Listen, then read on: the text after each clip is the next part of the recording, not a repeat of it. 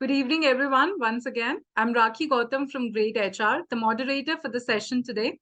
I welcome you all today to our 65th Ask the Expert webinar, Parichay.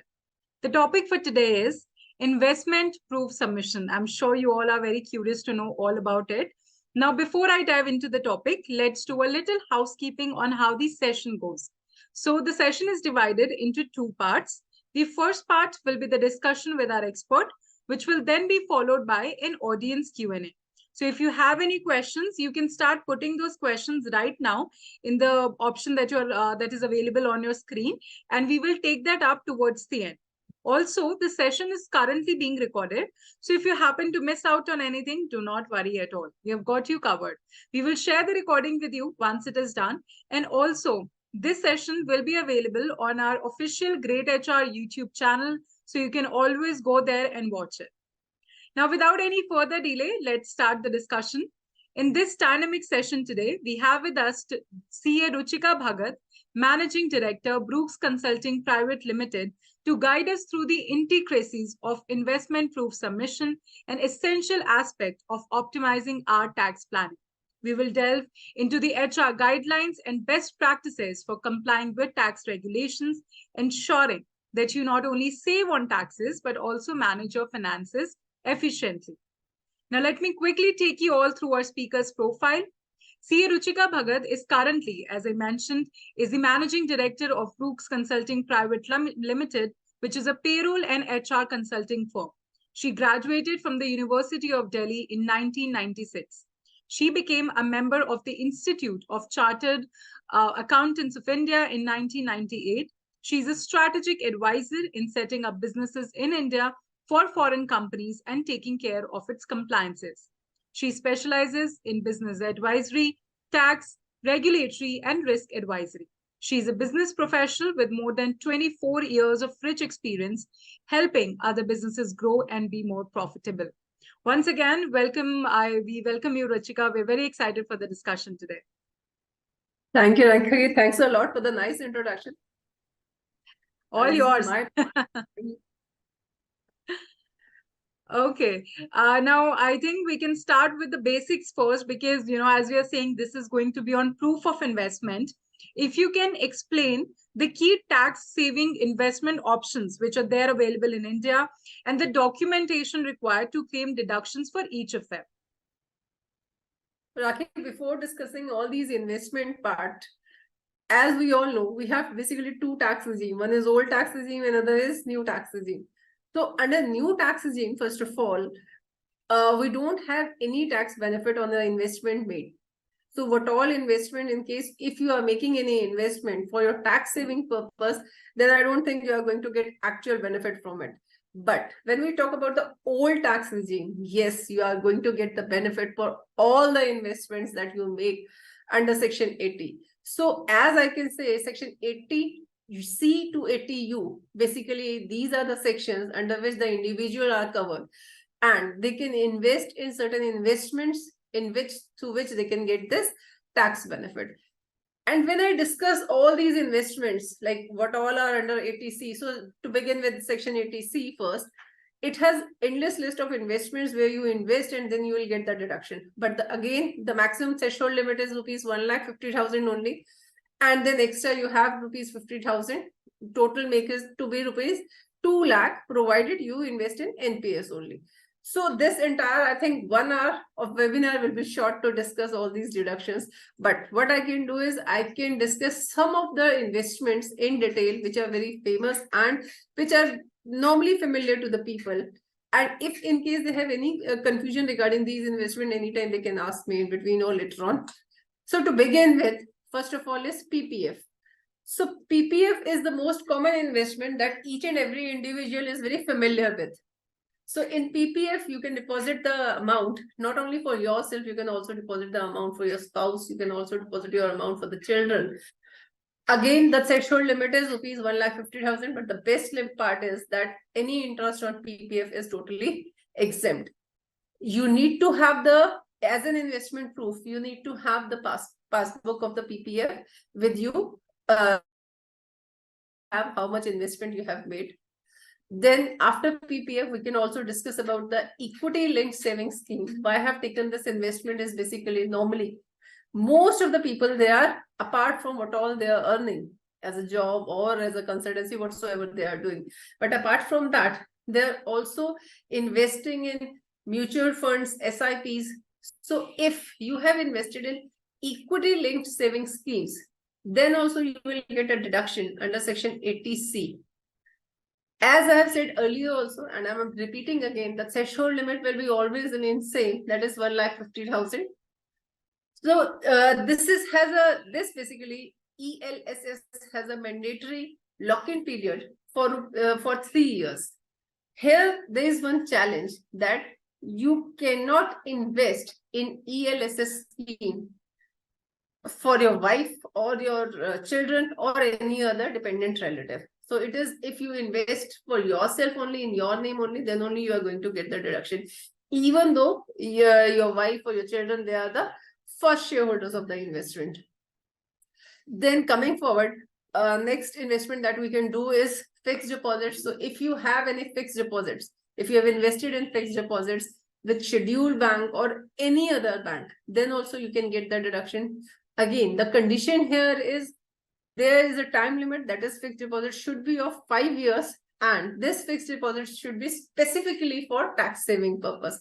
So if you have invested in FD, threshold limit will remain same, but you will get the deduction under section 80C. Then further, when I say Sukanya Samriddhi Yojana, you can also invest in that, as the name itself signifies, this is for the girl child. So if in case you have girl child, then for 2 girl children, you can invest this, and the minimum investment amount here is rupees 250. So that is very nominal amount to which you can invest in this. This can be made through cash. This investment can be made through check also, or online transfer can also be done. Maturity period in case of Sukanya Samriddhi Yojana is normally for 21 years. But if the girl child is getting married at the age of 18 or 20 or something like that, then also after the age of 18, you can mature this fund and you can get the amount. Then the most important investment, as I said, in entire 80C, the deduction is of rupees 1,50,000, but you get additional amount of rupees 50,000 for NPS. So if employee is investing in NPS, then he will be getting a deduction of rupees 1,50,000 under section 80CCD1, where he can contribute up to the 10% of his salary, that is basic pay and DA. But if he is investing in 80CCD1B,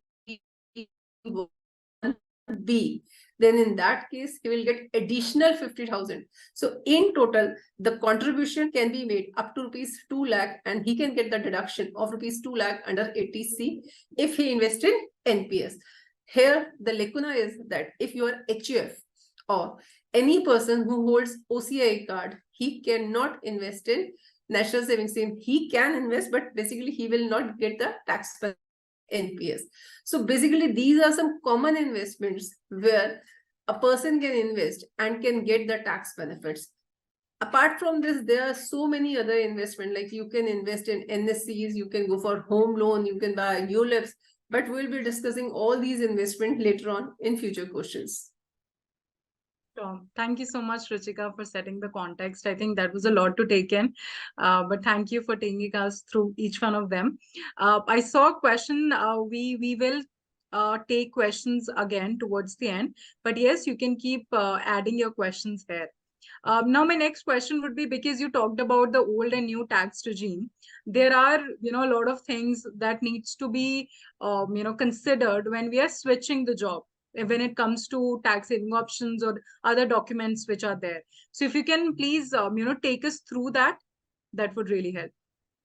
Well, this is very good question. And in fact, I think answer to this question will be beneficial to many of the employees, because in my practice only, I have seen many employees who never give the declaration to their new employer about their old employee salary, what all they were trying earlier, what all investments they have made earlier, what all TDS has been deducted earlier. And it creates a lot of confusion. And what happens is your current employer, that is new employer, he normally charges TDS on the salary, what all he is paying. He totally forgets about what all salary he was, you were earlier drawing, because you never declared that salary to him. So this, it puts to the lot of legal compliances, and which the assessee fails to do. And ultimately it hampers his legal obligation, and ultimately he end up paying more taxes and he end up paying more interest.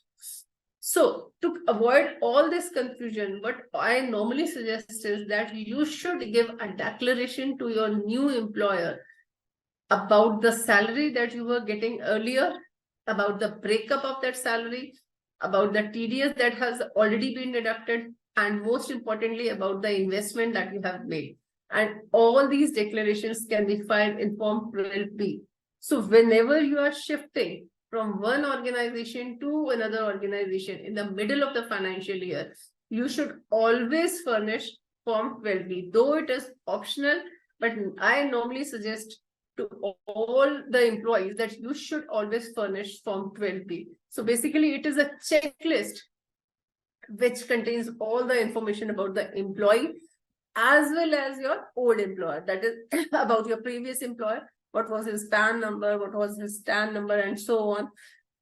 It contains the breakdown of the salary, that is how much basic pay you were getting, how much was the DA, HRA, leave encashment, and all these things, all these breakups.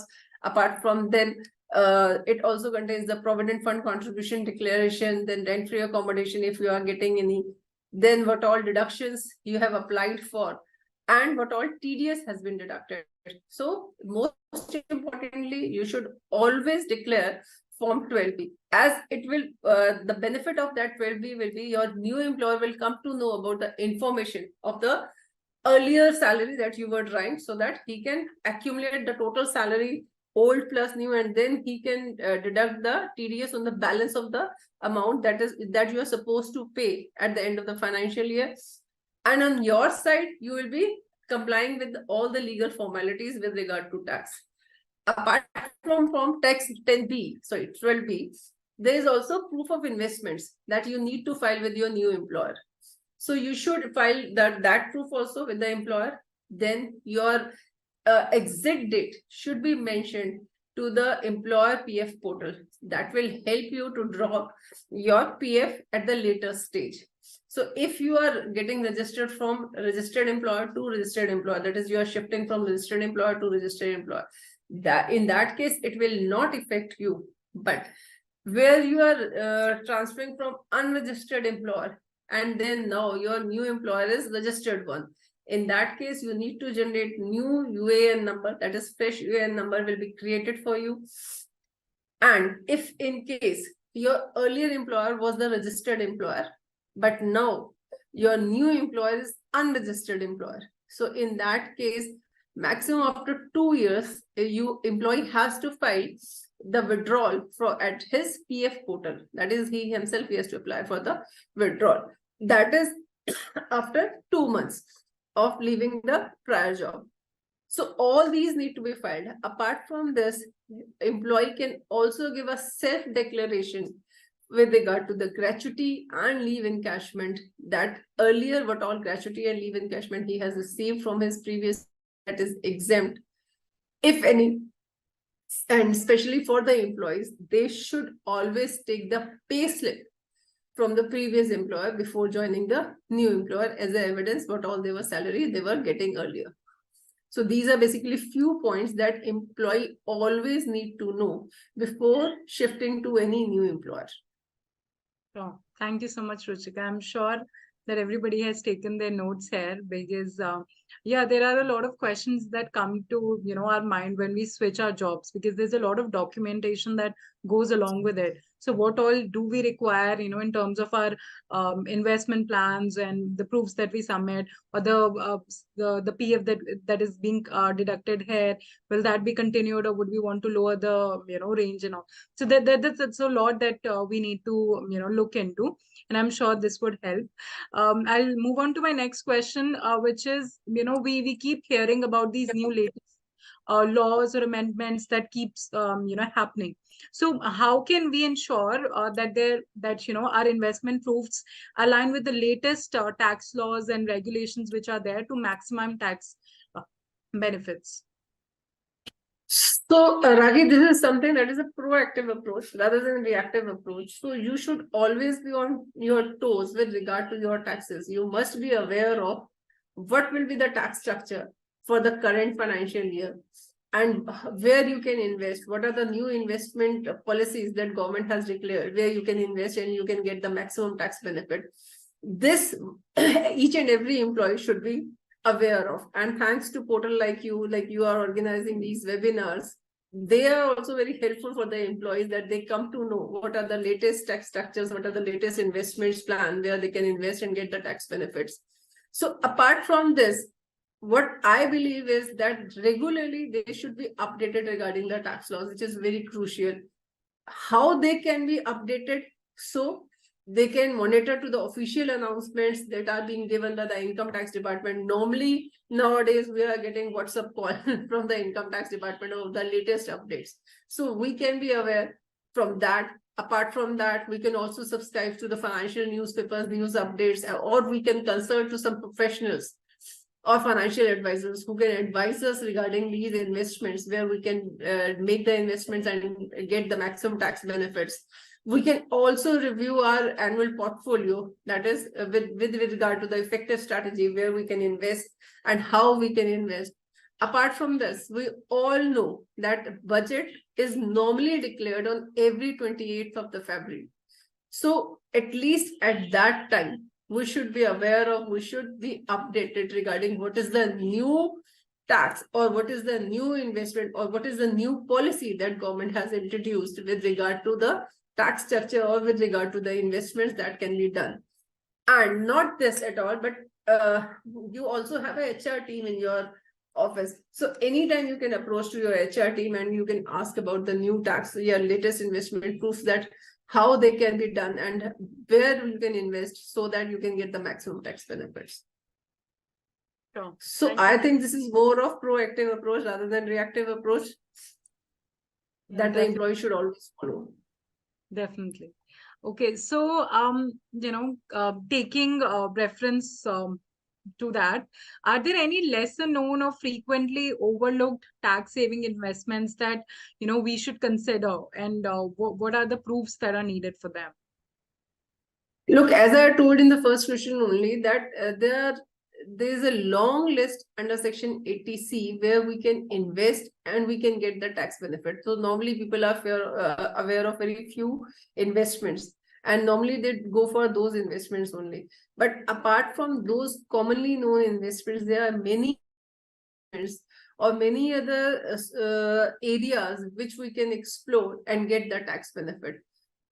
To discuss few, like tuition fees, though this is some of you must be aware of, like if we are paying any tuition fees for the children, provided it is a full-time education with any university, college, or any other education institute in India, so parents will get the deduction. But if you are paying any development fees, if you are paying any donation or charity to the education institute, or you are paying any private coaching fees, or you are also bearing any hostel expenses, mess charges, or library charges, any other similar charges, then you will not get the deduction here as a tuition fees. So if parents are paying any tuition fees for the children, they can claim the deduction under section 80C. Again, the threshold limit will be rupees 1,50,000. This is available for 2 children.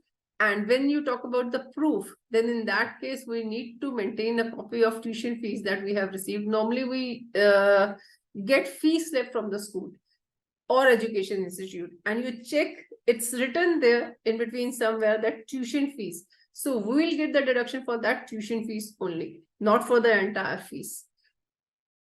Then when you are talking about lesser known tax benefits, we are all aware of medical insurance. So if you are doing any health insurance, we all know that we are going to get the deduction. But what if I forgot to do any health insurance for my senior citizen parent? Then still you don't have to worry about it.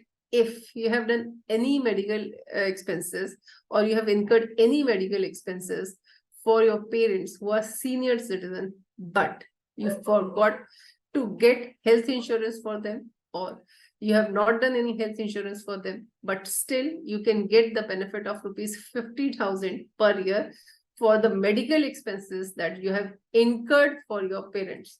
For example, if I have paid rupees 60,000 as a medical expense for my parents who are senior citizens, but I have not taken any health insurance policy for them, but still in this case, I can claim a deduction of rupees 50,000, that too under section 80D only. This we must be aware of. Then with regard to the house tax, as we all are aware of rent-free house rent allowance or rent-free accommodation, that employer is giving you house rent allowance or rent-free accommodation, and we are getting that deduction under section 10. What if I'm not getting any house rent allowance, but I'm paying any rent? So this deduction that is under section 80GG is available for all those employees or all those individuals if you do not own any house property, or no house property is in the name of your spouse or in the name of minor child or in the name of HUF to which you belong. Then in that case, you can claim the deduction of section 80GG, provided you are paying any rent. So if in case you are paying any rent, then you can claim a deduction of rupees 5,000 per month under section 80GG, even though you are not getting HRS. So in total, you will get a deduction of rupees 60,000 for the entire year. Again, as I said, the condition here is you are not getting HRA and you are paying rent and you do not own any property. Similarly, as I said about the medical expenses, so if you are doing any medical expenses for any dependent relative, then also you can claim that deduction. So repeating again, when I talk, if you have any physically dependent relative, if you are incurring any medical expenses for that dependent relative, one thing, or if you have contributed to any fund like LIC, UTI, if you have contributed to any fund for their benefit in future, then in that case, you will get a deduction, and this deduction amount is fixed irrespective of the expense or irrespective of the contribution that you have made.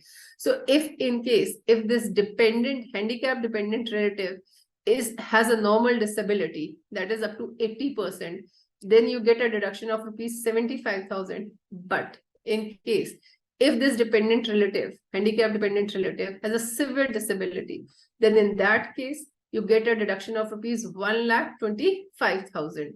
But as in proof, you need to have a certificate from the prescribed medical authority that first thing, he is disabled. Second thing, you have spent this much amount on his health treatment. In case if you have contributed to any fund, then in that case, you need to have receipt of that fund that you have contributed this much for the dependent handicapped relative. Here, I want to take example. For example, if I have any dependent relative who is physically handicapped and I'm doing any medical expense for him, and I have incurred a medical expense of rupees 50,000. But for the deduction purpose, I will get a deduction of rupees 75,000 here, not 50,000. So this is a fixed amount for which you will get the deduction. Then we have section 80DDB also. So 80DDB talks about the medical expense. Again, if you have incurred any medical expense for your relative, and this medical expenses is if they have any severe treatment, if they are going through any severe disease, if they have any severe disease and they are getting treatment for that, in that case, you can get the benefit of rupees 40,000 or amount actually paid for their medical expenses, whichever is less. So these are few deductions that you get, which are very less familiar to the people, but still, if you are incurring these expenses, still you can get the benefit under section 80 for you. And the best part is it is not only for you, but also for your relatives. So relatives are also covered. If you are incurring any such expense, you will get this benefit. Thank you so much. This really helps a lot because there are a lot of, points that you covered, which we might not be definitely familiar with. So this helps a lot. Thank you, Ruchika. And before going to the next question, I see some comments in the Q&A section here. So as mentioned in the starting of the webinar, you can put your questions on the Q&A panel of the Zoom control, that you have there, and we will take your questions towards the end. We have a few questions already lined up that we will cover, and then we'll come to your question. I already see a lot of questions, put in by the audience. So if you also have any question, you can just put it here, and we'll take that up. Okay, coming to, because we have a lot to cover, I think I'll just quickly move to the next question, which is, what are the consequences of submitting incorrect investment proofs or missing the deadline of submission? Look, there are two different points here. First, we are submitting incorrect investment proof. Second is missing the deadline. So taking first point first, that is submission of incorrect investment proof. So let me clear this point. Recently only, after filing the returns of financial year 22-23, that is after July, many of the employees, they have got a notice from the income tax department demanding for a self-declaration, because what they have done is they have claimed higher deduction under chapter 6A, that is they have claimed higher deduction of section 80 in their ITR as compared to what all they have reported to their employer in form 16. So their form 16 was showing less deductions, but what actually they claimed in ITR was much more.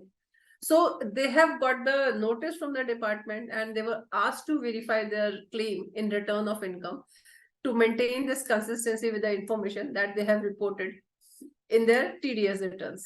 So coming back to the topic, as I have said just now, that many of the employees, they have got the notice. So one thing is this, that if in case you are submitting incorrect investments, then for sure you are going to get a notice from the income tax department asking from why this information is incorrect, or why you have filed this information when it has not been declared as an investment to your employer earlier. Similarly, apart from this, your tax liability will also increase. Obviously, if they are not going to grant this deduction to you, then it will increase your tax liability. And once your tax liability is increased, it will be increased along with interest. So you need to pay more interest. And if you see, if you have filed any incorrect proof or any submission that is wrong, then in that case, obviously your employer will be recalculating your TDS, and in that case you end up paying, he will end up paying more, deducting more TDS in that case. So this is all about if in case you are filing incorrect submissions or investment proofs to your employer or while filing your ITR. And second thing is missing your deadline. So we must be aware of this thing, that any investment that you are making has to be made within that financial year only to claim the deduction. For example, if I'm paying my life insurance premium for 22-23, which I make the investment on 1st April 23, that is after the end of 22-23, then I'm not going to get the benefit of this insurance premium paid in 22-23. For sure, I'll be getting this benefit in 23-24, but I will not get this benefit in 22-23.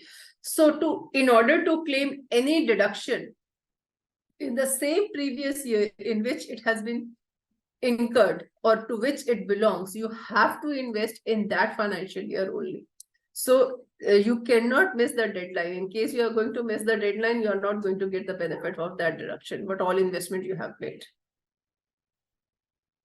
Got it. Thank you, Ruchika, for that. I'll just quickly move on to the next question, which is, when we compare salaried employees versus self-employed individuals, are there any specific considerations for either of them when it comes to investment proof submissions? Well, first of all, we need to understand what is the difference between these two, who are the salaried employee and who are the self-employed individuals. So when I talk about the salary employee, that means where the employer-employee relationship exists and what all employer is paying to the employee. That is taxable under head salary. And when I talk about the self-employed employee, that means you don't have any employer on your head. You don't have any employer. you yourself, you are doing the business, you are running the business, and what all investments you are doing, that is not like you are not any answerable to any employer, or you are not supposed to give any submissions to the anyone as we do normally in the salary class people. So basically this is the difference between employer and employee, one thing. Another thing is being a salary class employee, our TDS is always deducted under section 192B. So employer is responsible to deduct the TDS of the employees if employee has a taxable income. So after considering all the exemptions, after considering all the deductions that employee has done, he will be deducting TDS if employee has a taxable income. And at the end, employer will be issuing Form 16. In case of employee, we have provident fund. In case of self-employed persons, we do not have provident fund. If he himself is investing in PPF, that is a separate thing, but employee provident fund comes into the scene only in case of salaried employees. And when we talk about the self-employed individual, so as I said, self-employed individual is the employer himself.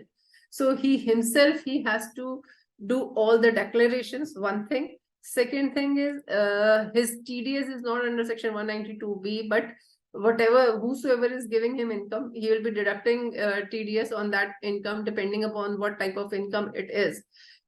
Assessee himself can also deposit advance tax provided his tax liability is more than rupees 10,000 for the entire year. Similarly, the self-employed individual, he can claim the deductions for the business related expenses, what all he will be incurring, for example, office rent, utility or depreciation, anything like that. So basically there is an organizational structure difference between the self-employed and salaried employee. Salaried employee, as I said, will where the employer-employee relationship exists, and self-employed, in case of self-employed person, each and every income will be taxable under head profit and gains from business and profession, not under the head salary. Oh, thank you, Ruchika, for that. I'll move on to just one more question from our end because I see a lot of questions already lined up from the audience. So we'll take that up after that. So the last question that I had from my end was, what are the implications of claiming tax deductions for investments made jointly with the spouse or any other family members? And how should this be documented? Look, first thing is, like, if husband is making any investment and the threshold limit exceeds 1,50,000, then he can make that investment, but he will be getting tax benefit of rupees 1,50,000 only. This we should always consider in mind before making investments. So what we can do is, for the balance investments, spouse can make that balance investment, or it can be done in the joint name so that wife can claim those deductions. As we have seen under section 80 only, there are many investments and there are many sections where we can do the expense for other person also, that is other family members also, but still we can claim the deduction.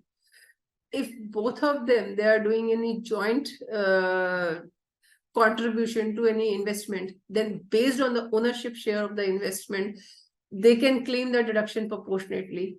Let me give you an example. For example, if husband and wife, both of them, they have purchased a property that is in joint name, and they have taken home loan for that.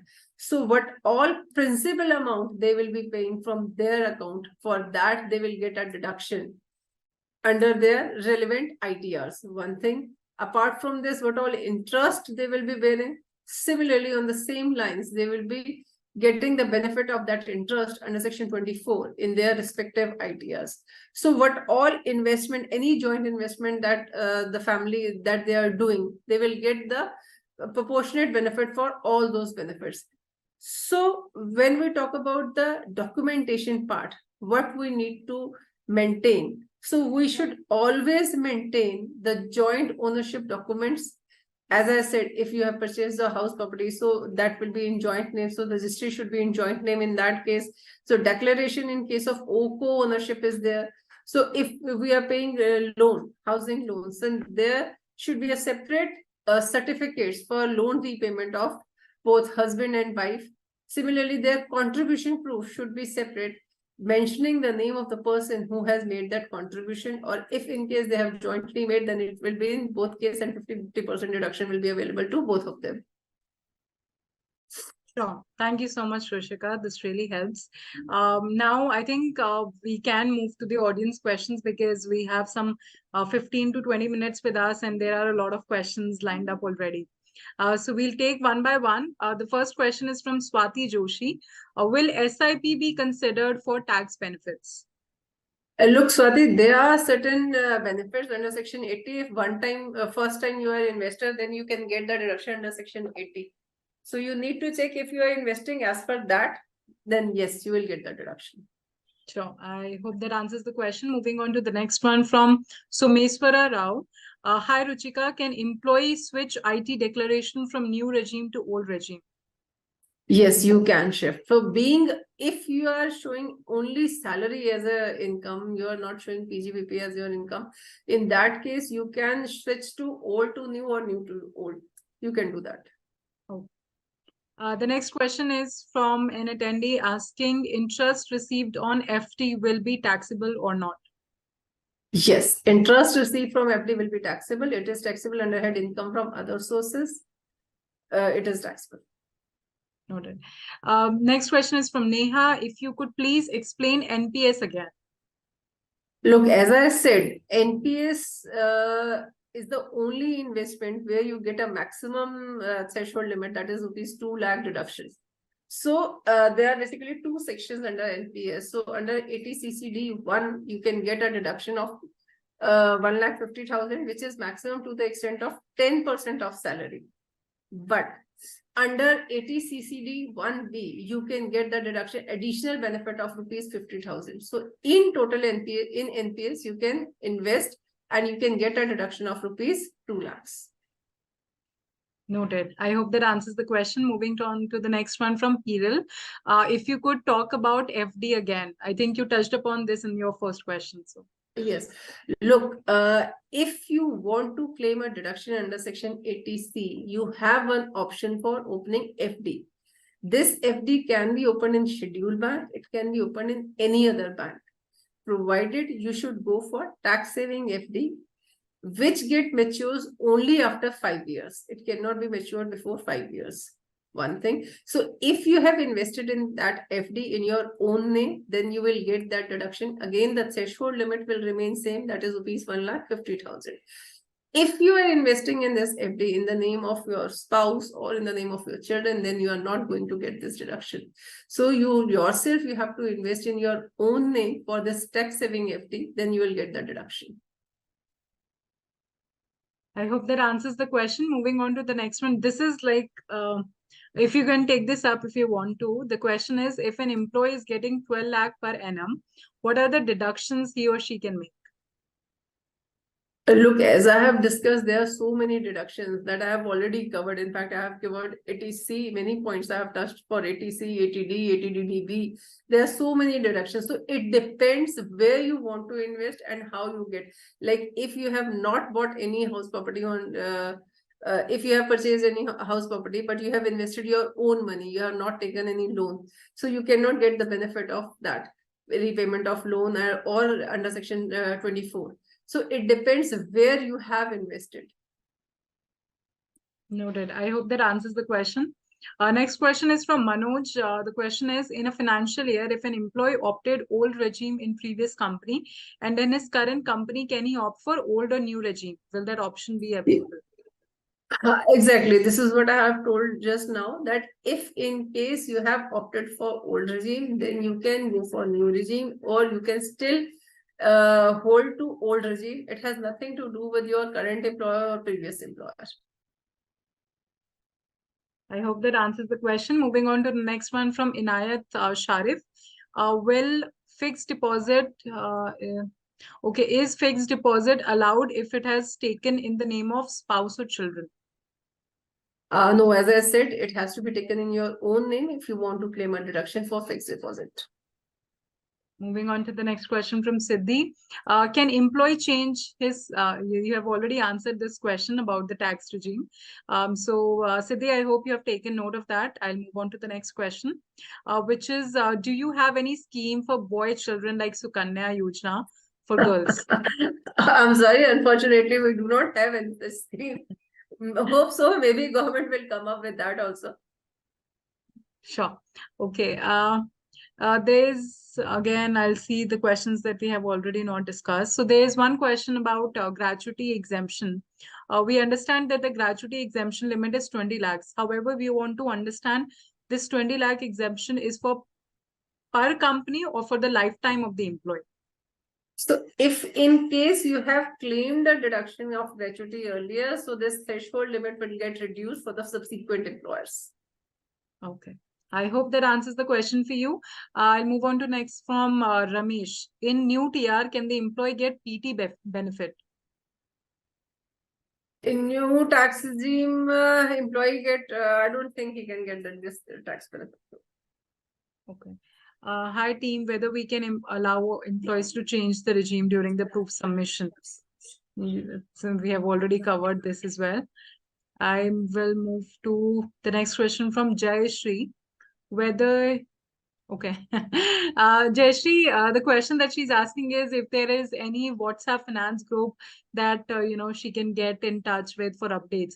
So what I'll do after this webinar is done in the thank you mailer with the recording that we'll send to you, we'll also have Ruchika's email ID. So if you have any questions, if you want to personally connect with her, you can do that. So I hope that will cover that. I'll move to the next question from Ramesh again. In new tax regime, can employee get Sodexo food coupon and gift voucher exemption benefit? So gift voucher is exempt till rupees 50,000, 5,000, and this Sodexo coupon are exempt for per meal, that is 50 per meal. The next question is from Vivekanandu. If you can please talk about ATG or donations. So as I have said in this webinar only, if you have invested or if you have done any donation, you should check to whosoever you are giving this donation, they should be eligible for ATG and Section 12A deduction. If in case they are eligible, that trust is eligible for that deduction, then only you are going to get this deduction of ATG. Otherwise, you are not going to get the deduction. That too, you need to check, because normally what all trust, you are giving the donations to any trust or these charitable institutions. Normally the deduction that you are getting on the donation is 50% subject to qualifying amount. This is what you get. It is not that 100%, because there are basically four you can say demarcations where you can get the deduction: either 100% without qualifying amount, 50% without qualifying amount, 100% subject to qualifying amount, and 50% subject to qualifying amount. So normally what deduction we get is 50% subject to qualifying amount. So this you need to check before making the investment, where actually you are doing the investment. Is it 100% or 50%? I'm sure that answers the question. Moving on to the next from Siddhi. Can exemptions under ATD be allowed for in-laws, be it mother-in-law, father-in-law, other-in-laws? As such, under Act, if you go, then it is like dependent parents. They do not write in-laws. Okay. Okay, I will move on to the next from Nilesh. If any expenses paid for medical expenditure and later insurance is taken in the same financials, but no further treatment, can both of the expenses / premium will be claimed under Section 80D? No, if you have claimed any medical expenditure, but simultaneously you have recovered that amount from the insurance company, then your deduction your deduction is reduced by the amount recovered. Next question is from Achala. Can we claim interest for under construction property for ATEE and ATEEA? So in case of ATE and ATEA, that is subject to condition. So you need to check the conditions first, because there is a threshold limit for the property also in that case. Got it. Next question is from Swati. If the employer does not provide any medical insurance, would there be any tax benefit that could be utilized for maternity medical expenses? If employer does not provide any medical insurance, would there be any tax benefit that could be utilized for medical? No, there is no such tax benefit for the medical maternity expenses. Okay. Next question is from Punyasloka Mohanty. Will medical expenses incurred for dependent parents and not he or she, and if they're not covered in health insurance policy, be claimed if opted for new tax regime? So as I have told earlier only that in case of new tax regime, you're not going to get the benefits of Section 80. So since there is no benefit of Section 80, so even if you have incurred any medical expenses, still you are not going to get the benefit. Okay. Next question is from Vijay Bhaskar. Is rental agreement mandatory for claiming HRA regardless of rent? Look, for HRA, normally what happens is even if you can claim HRA if you are paying rent to your spouse, but anyhow you need to avoid any legal complications in future date. Even you can pay rent to your parents, you can pay rent to your spouse, you can pay rent to your children also, to any of your relatives, provided you should have the rent agreement. Okay. Moving on to the next question from Dhana Lakshmi. What is the proof we have to show for parents' medical expenses? So in case of parent medical expenses, there is always a certification from the doctor who certify what are the expenses that you have incurred for these. So you need to keep that proof with you. Okay.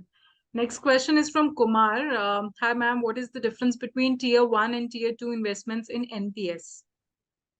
So as I said, like ATCCD 1 and ATCCD 2B, this I have explained earlier also.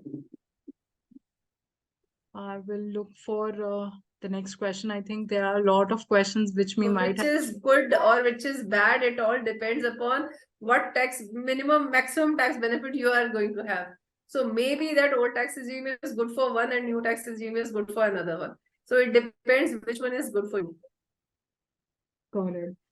Next question is from Vijay. If the employee paid rent in cash to his parents, can we consider for HRA calculation? Well, it lot depends upon your company policy, how they go for, but normally what I suggest is that you should pay rent by check. Okay. Next is from Mayuri. Hi, ma'am. Can you please explain about ATEEA? So there are a lot of deductions, like apart from this ATEA, there are a lot many deductions. I think if I'm going to explain all of these, I don't think the time will be sufficient to cover all. Definitely. In fact, again, I'm going to say this, reiterate it, that we'll share the email ID of Ruchika. You can always connect with her again later through LinkedIn, through meetings, etc. Depends on what's your requirement. I'm sure she would be happy to help. Okay, moving on to the next question from Manu. Normally, PF contributions cover most or complete 1.5 lakhs under Section 80D. Apart from this, what are the other exemptions available for employees? So as I have said that the threshold limit is 1,50,000. So apart from this, what all deductions, as I have said, 80D is there, 80DDB, 80DD is there, 80GG is there. So there are so many other investments also where you can provide it, which one is available for you and where you can go for. Got it. There's a question from Damodar. If employee has medical insurance taken through company, then separate medical bills are allowed or not? I have said, look, if you are incurring any medical expense, but simultaneously you have medical insurance and that get matures, so that benefit, that amount that have been matured from the medical insurance will reduce your deduction amount.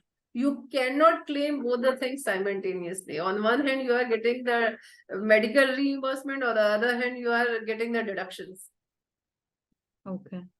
Next question from Vijay. Employee claim HRA and housing loan interest. Can we consider both?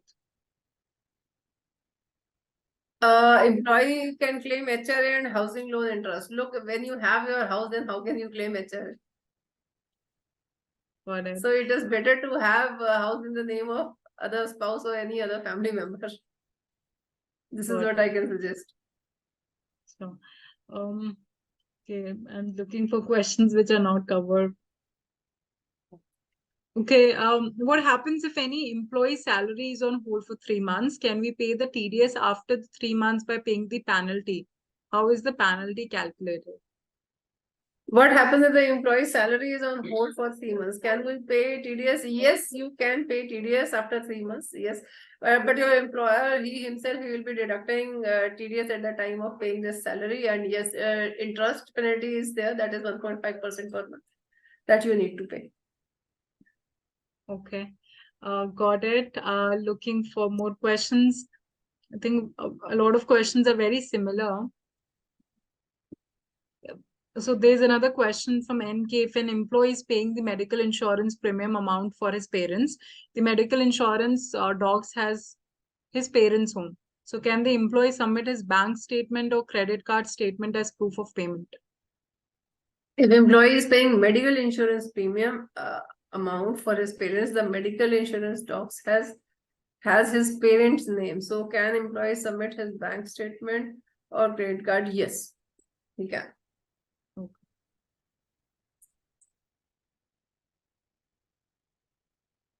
Looking for more questions. Okay, there's a question. Employer deducted the tax amount but not paid to income tax department. And if there's delay in the arranging form 16 to employees, in such cases, employees are not able to file ITRs. What should be the role of employee versus employer here? I cannot see this question. Okay, let me Okay, got repeat it. again. It's in yes. Employer deducted tax amount but not paid to the income tax department, and there is delay in arranging form 16 of employee. In such case, employees are not able to file ITR. What should be the role of employee versus employer? Well, I cannot comment on the role of employer as such, but yes, being an employee and being a responsible citizen, what I can suggest is that you can pay, you can file your ITR, you can pay your taxes, and then later on you will get the refund for what all TDS has been deducted and deposited by your employer. Okay. Next question is from Ketan Joshi. If employee withdraws any FD before maturity, that will be taxable or not? If yes, in that case, where employees can claim the tax amount and benefit? Look, if in case you have claimed deduction under section 80 on FD and you prematures that FD, then that deduction will be withdrawn and you need to pay taxes. But or in simple words, I can say you will be paying all that taxes along with interest, which you have earlier claimed as deduction. I hope that answers the question for you. Next question is from Aarti. Home loan can be claimed for how many years? Home loan can be paid for, can be claimed for the time till you are paying home loan. Okay. Next question is from it's from Anthony. Can the amount be claimed if the employee has taken NPS alone without employer contribution? Please clarify. Can amount? Yes, you can also contribute to NPS. As I said, there are two types of NPS. You can also contribute. Okay. Looking for this question you might have touched upon before, but this is from Prajna. Food expenses and telephone reimbursements can be claimed for exemption, yes or no? I cannot see this question. Can you scroll down? So it's from Prajna. I'll repeat again. Food expenses and telephone reimbursement can be Look, claimed. food expenses can be claimed. That is 50 rupees per meal. And then when you are talking about telephone bills. Yes, telephone bills. Telephone reimbursement. Yes, mobile bill can be claimed. Mobile bill can be claimed as an expense. Reimbursement can be claimed as an exemption, provided you are showing sufficient evidence to your employer that you have paid that much expenses and it has been reimbursed. So normally what we conclude is mobiles, they are being used for office purpose only. So that reimbursement can be claimed as reduction. Okay, next question is from Mohan. What if home loan sanctioned in a bank after leaving the current company? as I'm leaving on 15th of December and the loan will be sanctioned in January 2024. Even if you are getting that home loan, so it has nothing to do with your company, because this is, if you are paying any repayment of, you are repaying any principal amount, then you will get that deduction. So what all idea you will be filing, you can claim that deduction for interest as well as loan repayment, irrespective of where you are working. Next question is from Divya.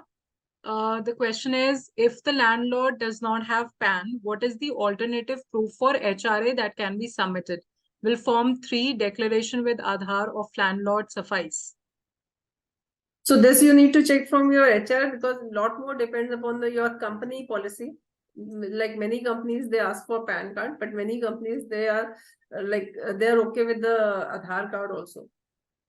But I think more or less they always demand for the agreement and rent receipt that your landlord is giving it to you. Got it. Okay, thank you so much, Ruchika. I think we took a lot of questions. That was like a rapid fire round. I was asking a question. Okay, moving on to the next one. But thank you so much for all the inputs and the insights that you shared with us. I'm sure there are a lot of questions pending we might not have covered. So what I'm going to do now is sharing an email ID with you. Please note it down right now. You can share all your pending questions to that email ID, which is info@neerajbhagat.com. It's info at neerajbhagat.com. This is right away that we can share with you. Other email that you'll receive by the end of next week will also have Ruchika's email ID, so you can always connect with her.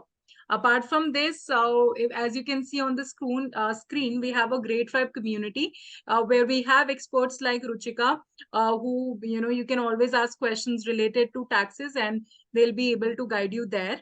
And as promised, this recording will be available to all of you. You can always go watch it there. I'm sure in the starting you might have asked one question which might have been covered in towards the end. So you can always watch it and take insights from there. And once again, thank you so much, Ruchika, for taking out the time and today. I'm sure that was a lot to take in. I am feeling very overwhelmed with all the insights that we got today. Thank you so very much once again. Thanks for giving this opportunity. Thank you, Rakhi, and goodbye to all of you. Thank you. Thank you so much. And as promised, dear attendees, we'll share the recording, the email ID with you once again next week. And you can always write back to us. Thank you so much once again for joining.